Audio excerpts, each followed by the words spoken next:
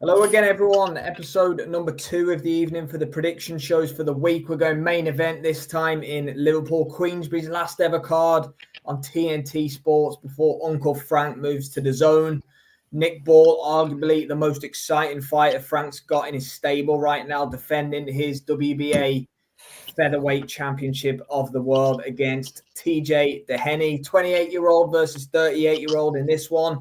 Doheny, obviously, he put up a decent showing against Naoya Inoue, to be fair.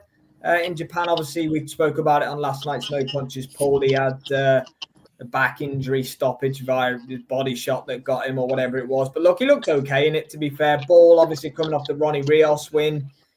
Good win over Ray Ford before that in one of the best fights of 2024. So he's on fire, always exciting. I'll come to both of you quickly for a brief little overview of the fight itself, what you think of the matchup, etc. Just get a couple of comments in before I hand to you. Evening, DJ Pat. Hope you're well, my friend. Inside 5 for Nick Ball for Pat, and Humble Apple Crumbles back in the building. Hope you're well, my friend. Go on then, boys. What do we think? Look, as you said, Doheny gave a good showing against Inoue, albeit the back injury. For me, it was winning rounds, and I suffer with a bad back, even more so now carrying you two. Show out. He's on fire tonight. He's coming with it tonight. JFC. No, I just look. He's coming up his weight division. Ball is natural at feather, right? I know he's short and I know he's small, but he's compact, solid. It's pretty hard, contrary to what Mr. Walker thinks, but I think he is pretty hard. Not as a concussive knockout artist, but I think it's hard enough to trouble a guy that's 10 years older than him with a bad back coming up a weight division. And I just think that Nick Ball standing in front of him is not going to help him. Because Inoue, for all he does in terms of attacking, he likes to walk around and have a look. And do you know what I'm saying? Whereas Nick Ball will stand right in front of you, practically stood on your toes, and he's not going to give Doheny any space to breathe. Whereas when he fought Inoue, he had a chance to, look at his work, pick his spots, have a little move around. Ball's going to be on him from round one. And I just think that is what we'll do for Doheny, the consistent and constant pressure. I don't know if Liam's got a different take on it. What do you think, man?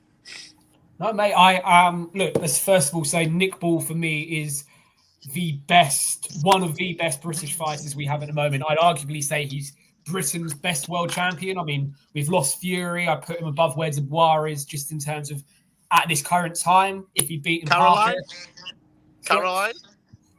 Close, mate. That's where we're at.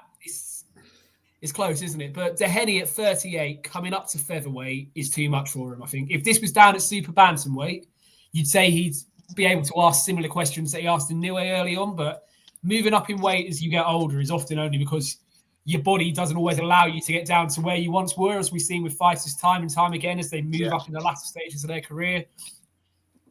And again, against what Sam thinks, Nick Ball is a hard puncher. It's not concussive, does you in one hit, but over the course of a fight, you can break a fighter down. I mean, Jesus, boys.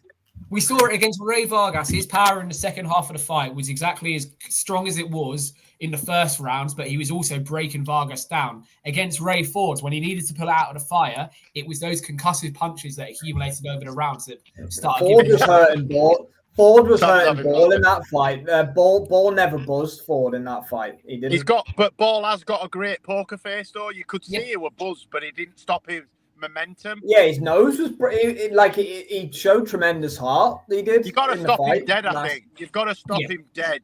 Yeah, not a very good use of words, but what I mean is to knock him tracks. out. I think, or really stop him in his tracks to stop his momentum. Because if he can't, he'll just keep going like a buzzsaw.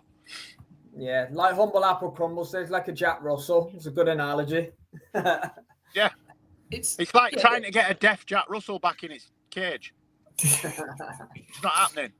Look, Doheny's a great name to have on the record, and when you look at the people he's been in with, it's for name value, it's fantastic, and you can suppose that's why Queensberry have gone down this route. But dig a little deeper, 38 off the back of the Inoue loss, not his natural weight class. It's tailor-made for Nick to make a statement. Just going back on what you said there, I mean, do we know that he's 100%? I mean, his back, once your back got, I mean, I've got a terrible back. My back's made out of glass.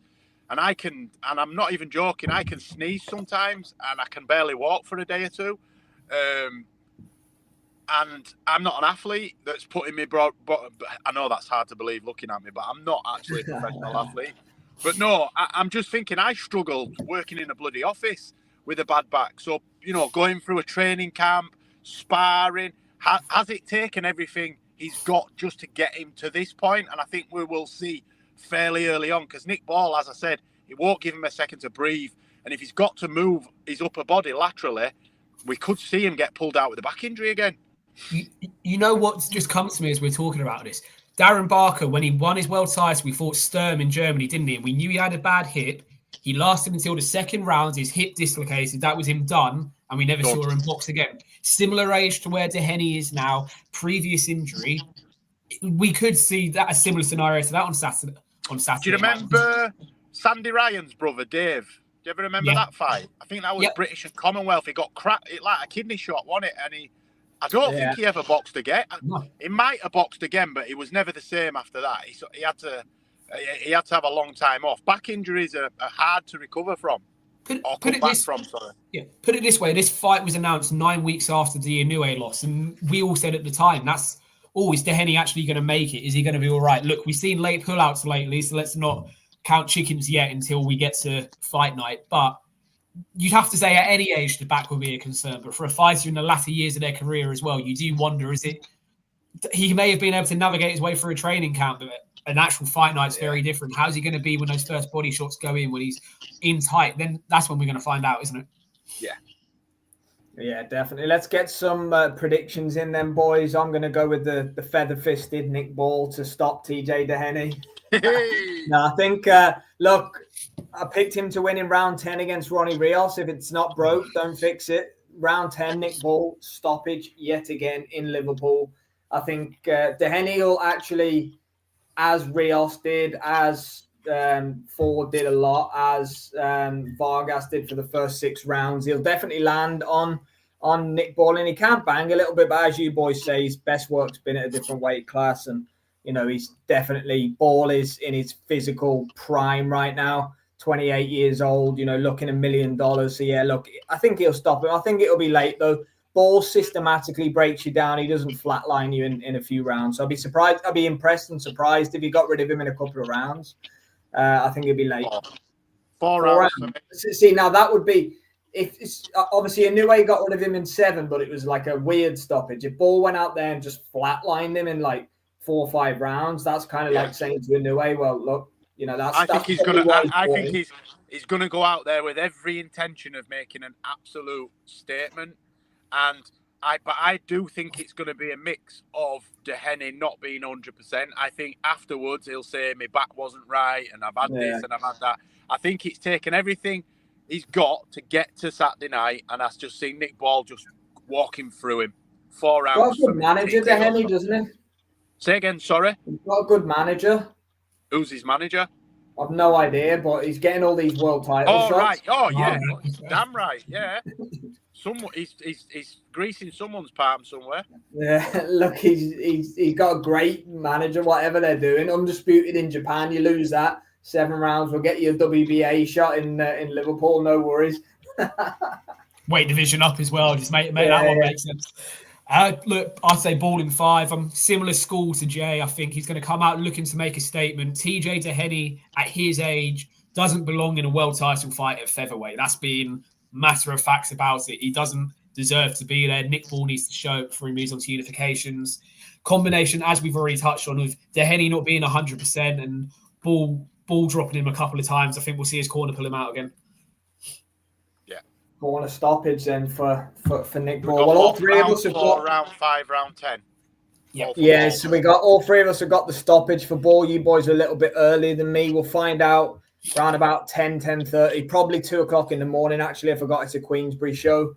They'll probably go out in style on TNT and just drag it out into the early hours. Quick one before we finish up. Mickey's in the house. Hope you're well. Mickey, Ball takes TJ into deep waters and drowns, and that's exactly what I think late on in the fight. But these boys think sort of early-ish to mid rounds.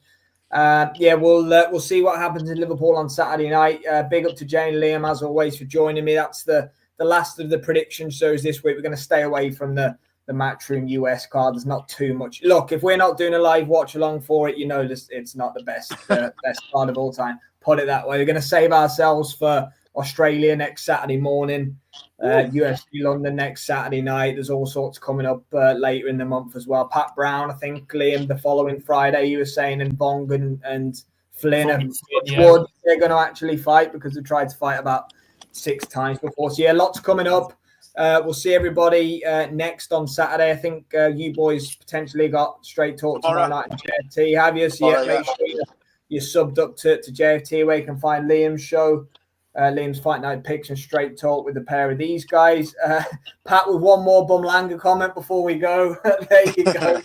Love it. Have a great Wednesday, should I say, evening, everybody. Take care, DJ Pat, Mickey, Humble Apple Crumble for joining us. We'll see you next time. Cheers, everyone.